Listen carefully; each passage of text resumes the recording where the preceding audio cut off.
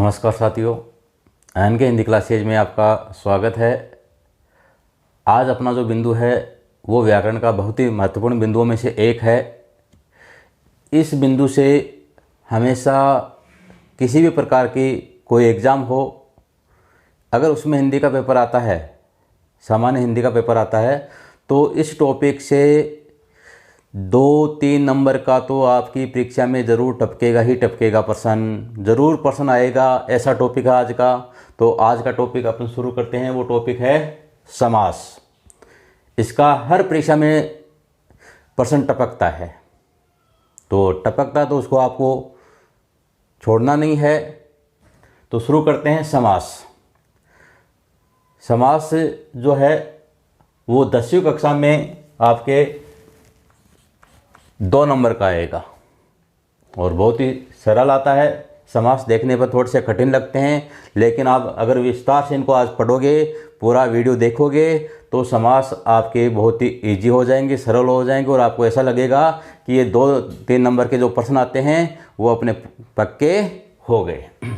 तो शुरू करते हैं समास।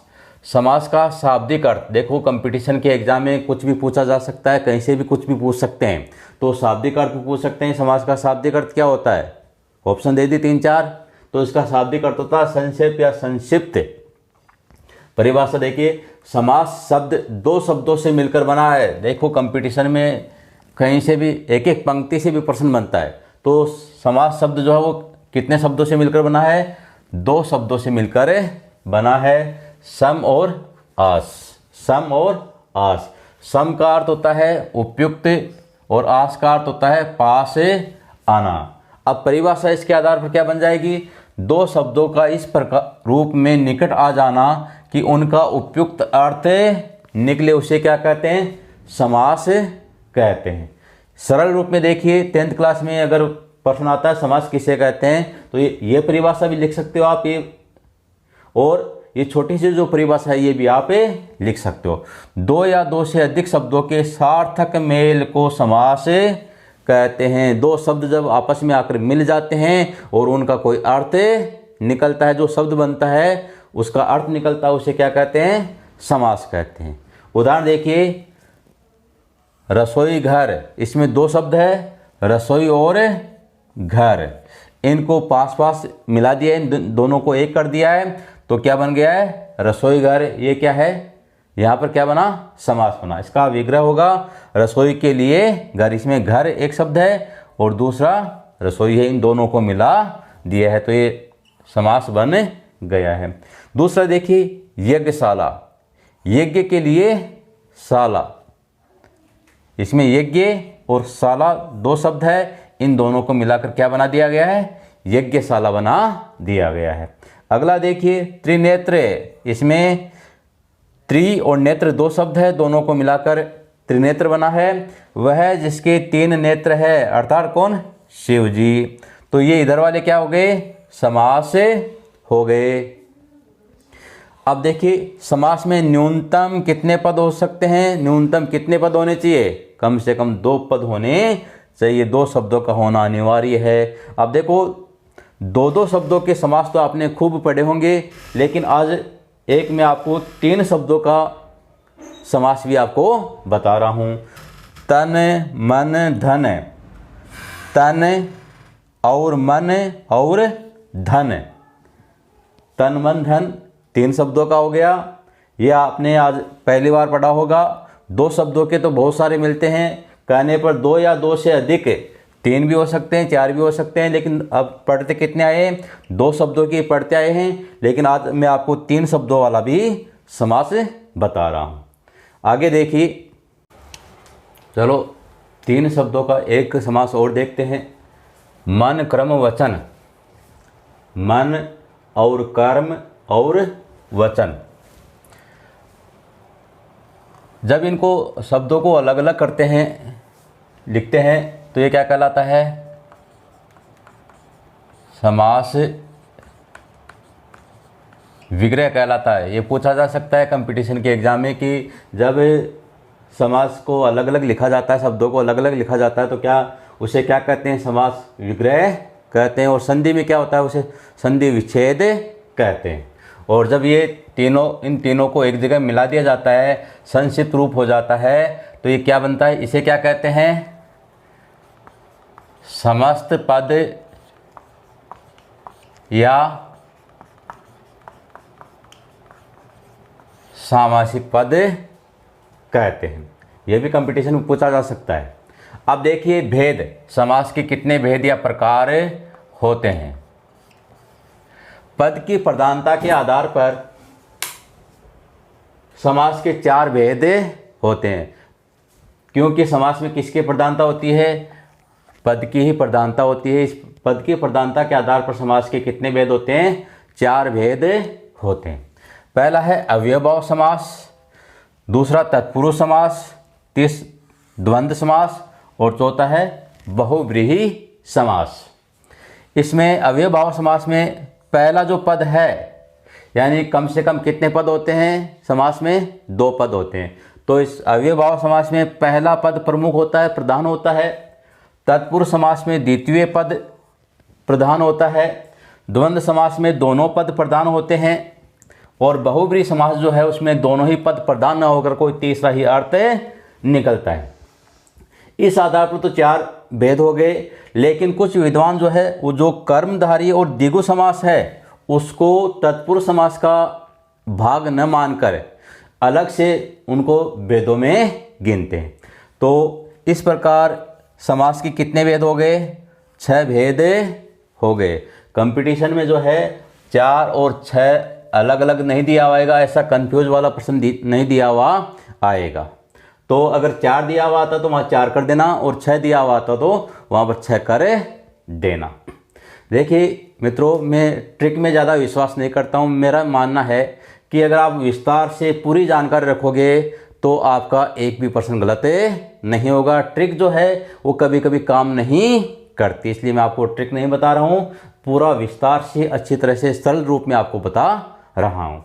अब इनके जो 6 भेद है उनका विस्तार से अध्ययन करते हैं। पहला भेद देखिए, अव्ययभाव समास। इसमें ये वेरी इंपॉर्टेंट है, ये बात आपको याद रखनी है कि इसमें अपरिवर्तनशीलता का भाव होता है। प्रश्न पूछा जा सकता है कंपटीशन के एग्जाम में कि कौन से समास में अपरिवर्तनशीलता का भाव होता है, तो अव्ययभाव समास होगा। इसमें अपरिवर्तनशीलता का भाव होता है, कैसी भी परिस्थिति हो वह अपरिवर्तनशील ही रहता है। देखिए परिभाषा, जिस समास का पहला पद, प्रथम पद क्या होता है? अवयव होता है या प्रमुख होता है, उसे अव्ययभाव समास कहते हैं। इसका प्रथम पद जो है वो क्या होता है? अवयव होता है। अवयव किसे कहते हैं ये अभी नीचे पढ़ेंगे। और क्या होता है इसमें उपसर्ग युक्त पद भी, यानी जिसमें उपसर्ग लगा हुआ है वो शब्द भी किसके उदाहरण होंगे? अव्ययभाव समास के उदाहरण होंगे। दूसरा देखिए, शब्द की आवर्ती, एक शब्द 2 बार आ रहा है, शब्द की आवर्ती हो रही है, तो ऐसे जो शब्द या पद है वह भी अव्ययभाव समास के उदाहरण होंगे। और तीसरा देखिए, यदि समस्त पद वाक्य में क्रिया विशेषण का, किसका? क्रिया की विशेषता बताने वाले शब्दों का शब्द के रूप में आ रहा है, क्रिया विशेषण के रूप में आ रहा है, तो वहां पर अव्ययभाव समास होगा। ये तीनों बातें आप ध्यान रखना। ये सारी उपसर्ग, ये अव्ययभाव जो समास है उसमें ही आती है। एक तो उपसर्ग वाले जो शब्द है वो अव्ययभाव समास में आते हैं। आवर्ती वाले जो शब्द है, एक शब्द 2 बार आ गया लगातार, तो वो भी अव्ययभाव समास का उदाहरण होगा। और तीसरा है कि जो समस्त पद बना है वो क्रिया विशेषण का काम कर रहा है, तो वहां पर भी अव्ययभाव समास होगा। अब देखिए अवयव किसे कहते हैं। मेरा पहले जो एक वीडियो आया था पद परिचय का, उसमें तो मैंने विस्तार से इसको समझाया था, लेकिन थोड़ा सा मैं यहाँ पर आपको बता देता हूँ। जिन शब्दों का लिंग वचन कारक काल के अनुसार रूप परिवर्तन नहीं होता है, लिंग चेंज कर दो, उसका वचन चेंज कर दो, कारक बदल दो, काल बदल दो, कैसा भी कर दो आप, लेकिन उसका जो रूप है वो परिवर्तन नहीं होगा। बताने यहाँ पर अपरिवर्तनशीलता का भाव आता है, तो यहाँ पर वो क्या रहेगा, अपरिवर्तनशील ही रहेगा, उसमें कोई परिवर्तन नहीं होगा। अब देखिए इसके उदाहरण, अब इनके उदाहरण देखिए। पहला प्रतिदिन, ये इधर वाले तो हो गए समस्त पद या सामासिक पद, और ये इनका हो गया समास विग्रह। प्रतिदिन में 2 पद हो गए, प्रति और दिन, इनका समास विग्रह होगा हर दिन, प्रत्येक दिन। अब देखिए इसमें पहला जो पद है वो किसका काम कर रहा है, अव्यय का काम कर रहा है। प्रति उपसर्ग भी है, ये उपसर्ग भी हो गया। अब देखिए दिन का तो अर्थ क्या, तो दिन। अब इसमें प्रमुख पद कौन सा हो गया, प्रथम पद हो गया, क्योंकि इसका अर्थ जो है वो किससे निकल रहा है, पहले पद से निकल रहा है। दिन का तो क्या होता है, दिन, ये अर्थ लगाते हैं, लेकिन ये प्रति लगाने से इसका अर्थ क्या हो जाएगा, हर दिन, प्रत्येक दिन हो जाएगा।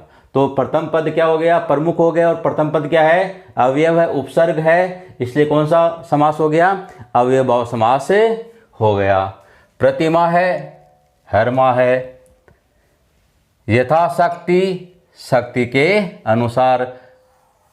पहला पद क्या हो गया, अवयव हो गया। ना समझ, ना क्या हो गया, उपसर्ग हो गया, बिना समझ के। अब देखो शब्द की आवृत्ति हो रही, साफ साफ, साफ के बाद साफ, घड़ी घड़ी, घड़ी के बाद घड़ी। तो उपसर्ग वाले, अवयव वाले और शब्दों की आवृत्ति वाले जो समस्त पद होते हैं वो अव्ययभाव समास के उदाहरण होते हैं। अब एक उदाहरण और देखिए, उसने भरपेट खाया। खाया यहाँ क्रिया है, कैसे खाया, भरपेट खाया। तो भरपेट जो है यहाँ पर, इसमें कौन सा समास होगा, इसमें भी अव्ययभाव समास होगा, क्योंकि क्रिया की विशेषता बताने वाले जो क्रिया विशेषण शब्द है, अगर वो समस्त पद का रूप में आते हैं, समस्त पद के रूप में आते हैं, तो वो अव्ययभाव समास के उदाहरण होते हैं। अब देखिए वेरी इंपॉर्टेंट बात देखिए, उपसर्ग होने के बावजूद भी अव्ययभाव समास नहीं है, अपवाद है ये, और ज़्यादातर कंपटीशन के जो एग्ज़ाम होते हैं उनमें इन्हीं में से पूछा जाता है। अब देखो उपसर्ग वाले जो है वो किसके उदाहरण हो गए, अव्ययभाव के उदाहरण हो गए। लेकिन अव्ययभाव में क्या होना चाहिए था, मैंने अभी बताया था आपको कि उसमें कैसा भाव आता है, अपरिवर्तनशीलता का भाव आता है। अब देखो प्रतिक्रिया, इसमें प्रति उपसर्ग है, तो किसका उदाहरण होना चाहिए, अव्ययभाव का उदाहरण होना चाहिए, लेकिन ये अव्ययभाव का उदाहरण नहीं है। क्यों नहीं है, क्योंकि प्रति क्रियाएं, बहुवचन में इसका रूप क्या हो गया है, बदल गया है। ये परिवर्तनशील है, इसमें अपरिवर्तनशीलता का भाव नहीं है, ये परिवर्तनशील है। इस वजह से यहाँ पर ये अव्ययभाव समास नहीं है। वहाँ जाने के बाद लोगों की क्या प्रतिक्रियाएं हुई, तो इसका रूप बदल गया है। बहुवचन में आते ही क्या हो गया है, रूप बदल गया है, और जहाँ पर रूप बदल जाता है वहाँ पर अव्ययभाव समास नहीं होता है, याद रखने वाली बात है। अगला देखिए, प्रतिध्वनि हुई है, प्रतिध्वनियाँ, क्या हो जाएगा, प्रतिध्वनियाँ, बहुवचन में प्रतिध्वनियाँ हो जाएगा। इसका मतलब रूप क्या हो गया है, परिवर्तित हो गया, इसमें परिवर्तन हो गया, इसलिए अव्ययभाव समास नहीं है। अगला देखिए, प्रतियोगी, देखो इसका रूप परिवर्तन होता है, प्रतियोगियों, प्रतियोगियों, इसका भी क्या हो गया, बहुवचन में रूप परिवर्तन हो गया है। तो उपसर्ग होने के बावजूद अगर उनका रूप परिवर्तन होता है, वो परिवर्तनशील है, तो अव्ययभाव समास में नहीं आएंगे। ये बात आप ध्यान रखना। अब दूसरा है द्विगु समास। जिस समास का पहला पद क्या हो, संख्यावाची हो। किस रूप में आए पहला पद, संख्या के रूप में आए, उसे द्विगु समास कहते हैं। पहला पद कौन सा होगा, संख्यात्मक होगा, संख्या के रूप में आएगा। इसमें संख्याओं का समाहार या समूह होता है।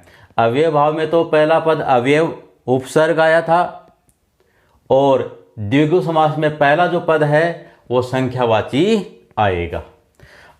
विग्रह करने पर द्विगु समास का जो है विग्रह जब करते हैं तो इसके अंत में समाहार या समूह शब्द जोड़ दिया जाता है। विग्रह करने पर इसमें पहला पद जो है वो क्या होगा, संख्यावाचक विशेषण होगा। विशेषण विशेषता बताने वाले शब्दों को, तो कैसी विशेषता बताएगा, संख्यावाचक विशेषता बताएगा, संख्या के रूप में विशेषता बताएगा। यानी पहला पद जो है वो संख्यावाचक विशेषण आएगा, और दूसरा जो पद है वो क्या हो जाएगा, विशेष्य हो जाएगा।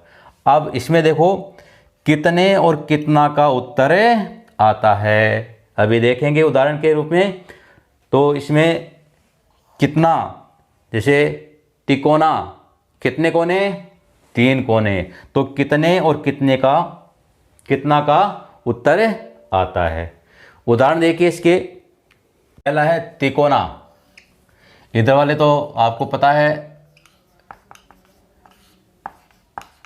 समस्त पद है, इधर समास विग्रह है।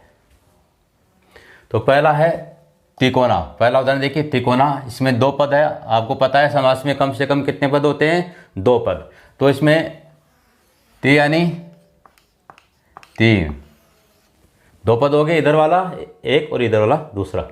इसका विग्रह होगा जो 3 कोनों का हो, यानी 3 कोनों का समाहार। अब इसमें पहला जो पद आया वो कौन सा आया है, संख्यावाची आया है। तो जिसमें पहला पद संख्यावाची आता है वो किसका उदाहरण होता है, द्विगु समास का उदाहरण होता है। दूसरा देखिए तिराहा, 3 राहों का समाहार। जो द्विगु समास है इसमें विग्रह करने के बाद अंत में क्या जोड़ा जाता है, समाहार या समूह शब्द जोड़ा जाता है। अंत में समाहार या समूह शब्द लिखा जाता है। शतरंग, 7 रंगों का समूह है। सप्ताह है, सप्त अहनो, अहनो का अर्थ होता है दिन, का समूह है। इसमें एक बताया था मैंने कि पहला जो पद है वो क्या होगा, संख्यावाची विशेषण होगा। नवरत्न,